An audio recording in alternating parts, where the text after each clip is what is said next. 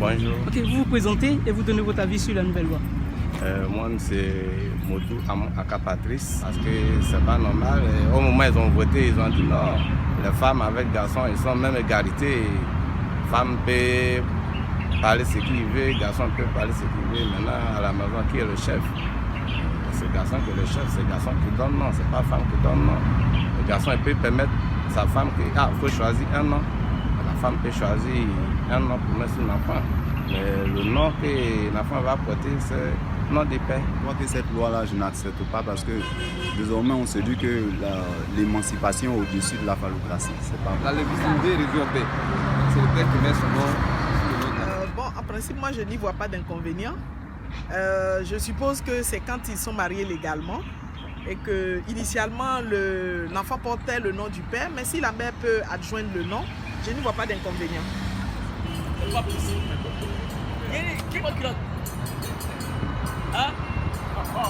Si le père n'a pas reconnu, toi-même tu peux mettre le nom. Voilà. Mais si le père reconnaît l'enfant, toi tu ne peux pas mettre. Vous deux, vous ne pouvez pas mettre le nom à la fois. Oui, donc c'est très important. Moi, je suis d'avis.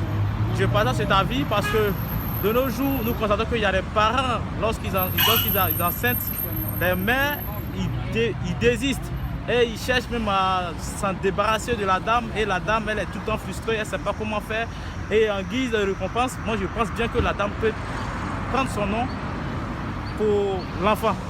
Au lieu d'aller chercher un parent ou bien un oncle, la dame peut utiliser son nom, mettre son nom sur l'enfant pour que ça soit un souvenir pour elle. Un enfant vient toujours avec deux volets de frappe. La femme ne fait pas d'enfantement seule, à part par miracle, par Jésus, Dieu l'a accordé. Cette dernière doit être protégée du début jusqu'à la fin parce qu'un jour,